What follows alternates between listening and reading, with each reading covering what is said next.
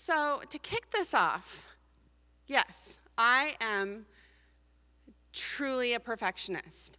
And I am trying to embrace the imperfectionist simply because I'm getting a little older. And if you want to go crazy, be a perfectionist. It's true. You gotta embrace the imperfection. Otherwise, you're just going to make yourself nuts. But I really, truly love Christmas. It is absolutely in my blood. And that's because I was born at Christmas. I was born exactly a week before Christmas on December 18th. And my name means Christmas child. My mom picked it out because I was born exactly a week before Christmas. I actually think my due date was on Christmas. Funny thing. So I was born in the 70s, before people had to have car seats and safety wasn't a thing, and you didn't have to have seat belts or anything like that. And I came home from the hospital in a Christmas stocking. Not in a car seat. Like when we had our kids, you weren't allowed to leave the hospital unless you can demonstrate that your kid was like in a 5-point safety harness. Nope. They gave my mom a Christmas stocking about like that, stuck me in it, and I went home from the hospital just like that. And I wish I could find the picture to show you, but she has a picture of me under the Christmas tree in the Christmas stocking. So, another funny story too that just happened, I think, the day before yesterday. So I'm at a brand new job. And when you're in a brand new job, you're starting to get to know the new people, and it's like a brand new relationship where you're a little nervous and you're starting to know everybody, and you're starting to build new relationships. So my brand new boss, it's kind of a big deal. He reports to the CEO. He's the head of HR. He's very, very buttoned up. He's very set in his ways. He's from the Midwest, hardly ever smiles. And so I was explaining to him, because they're actually very sweet. They're planning my birthday thing coming up. But I was explaining to him how I got my name. And he took a second and he was thinking about it, and he's like, well, you know what that means, right? No. And he says, well, it means when you put your whole name together that you're a wild Christmas child.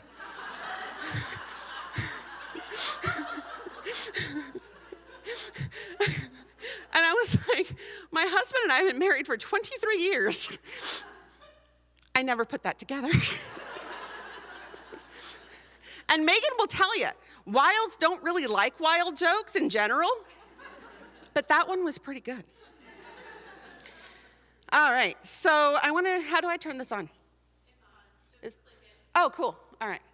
So I wanted to start with some epic Christmas fails. So I actually thought of you, Catherine, when you wouldn't do this. So this isn't why I thought of you, but I thought of you because it was crafty. And I think that people can get a little too crafty. So clearly they wanted to make a Christmas tree, and they thought, gee, a toilet plunger, wouldn't that be a really convenient way to go about it?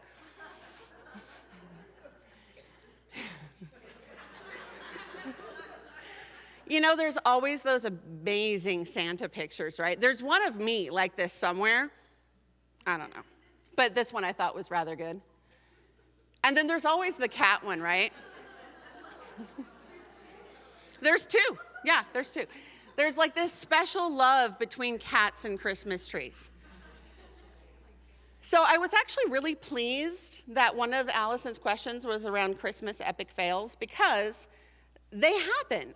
And so why do Christmas epic fails happen? I think it's because people are striving for perfection. I blame Pinterest.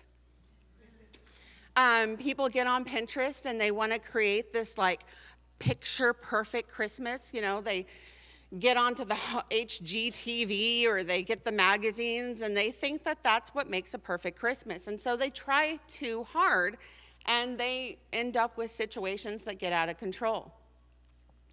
And then they end up with this situation. A Christmas to-do list that might look a little bit like this. So let's break this down. Buy presents. Scrub the house. Decorate the house from top to bottom. Hang lights that's visible from space. That's actually my husband. If he could, he'd be Clark Griswold, but he hasn't hit that yet. Write family newsletter. Take family picture. Send Christmas cards, including the two above. Hide the elf on the shelf, probably multiple times. Execute amazing Christmas craft with the kids that they will remember forever and ever and ever. Bake cookies. Wrap presents. Plan and execute memorable family activities. Host a Christmas celebration. Make Christmas Eve dinner. And then just 24 hours later, make Christmas dinner. So this is kind of an exaggeration, but I swear to you, I have probably had a Christmas list that didn't look too dissimilar from this. So all of these, none of this is required, but we do this to ourselves. These are all self-imposed things that we think is going to make the perfect Christmas. So why do we do this to ourselves? Because we make mistakes. We try too hard, and we lose focus. And what that does is when we get all caught up in making the perfect picture, perfect Christmas, we lose the focus of what Christmas is clearly supposed to be about and what it really should be. So Allison I stole it from her, and then she stole it from me. But let's take a look at the first perfectly imperfect Christmas. So I'm going to go to Luke. And you can all probably figure out what I'm going down on this. But Luke 2, it's December 1st, so maybe we haven't read this yet this year, but the birth of Jesus. So in the days of Caesar Augustus, issued a decree that a census should be taken of the entire Roman world. And everyone went to their town to register. So Joseph went up from the town of Nazareth in Galilee to Judea, to Bethlehem, the town of David, because he belonged to the house and the line of David. He went there to register with Mary, who was pledged to be married to him and was expecting a child. While they were there, the time came for the baby to be born, and she gave birth to her firstborn, a son. She wrapped him in cloths, placed him in a manger, because there was no guest room available for them. So why was that imperfect? Or why was it perfectly imperfect? So I noticed a little something. We had women's retreat a couple of months ago. And there's something that happens at women's retreat. It was a phenomenon that I noticed, really noticed last time. But it happens every single time. When you get us women together at women's retreat, invariably, we start talking about giving birth. Every single time. It's like war stories. We start sharing our birth stories, right? Sometimes it's good, sometimes it's bad, oftentimes it's grisly, but it always happens. And, if you think about Mary, she probably really wasn't planning for her firstborn to be born in a manger, right? So, I doubt in the first century they had birth plans, like we do today. I want a doula, I want music, I want bath, whatever. But she probably wasn't expecting it to be in an animal pen, right? So I don't know if any of you have ever lived on a farm or if you live near animals, but I do. I have horses next door.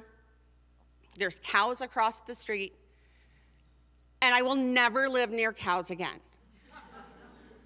They are the loudest, stinkiest, most fly-ridden, disgusting animals they are. Like, no wonder we eat them. But they're nasty. Pigs, disgusting. Sheep, smelly. Think about going to a petting zoo, right? It's dirty, disgusting, nasty, smelly. Like, they may be cute, but they're nasty, right? Think about giving birth to your kid. Can you imagine giving birth in an animal pen? In a manger? I assume they're kind of the same thing. It would have been pretty rough, I would assume. She didn't have, a doctor. She didn't have a nurse or a midwife or anything. But yet, it was literally the most perfect Christmas because our Savior was born. So, let's refocus. Let's look at a better to-do list. Simplified. So first and foremost, Jesus. So clearly, our focus needs to be on him. And when our focus is on him, we can put our rest in him. So turning to John, should have it marked. So John 14:27, it says, "Peace I leave with you, my peace I give you. I do not give to you as the world gives. Do not let your hearts be troubled, and do not be afraid." Does Jesus want us stressing right now? Does he want us to freak out and overdo at Christmas? Mm-mm. He does not want us stressing. This is not supposed to be a season of stress. This is supposed to be a season of celebration and focus on him. So, some ideas of other ways that we can have a better Christmas to-do list. Practice gratitude. This is a very easy and very cheap present that you can give your friends. So, share with your friends and family something that you appreciate about them. You don't have to make it a craft.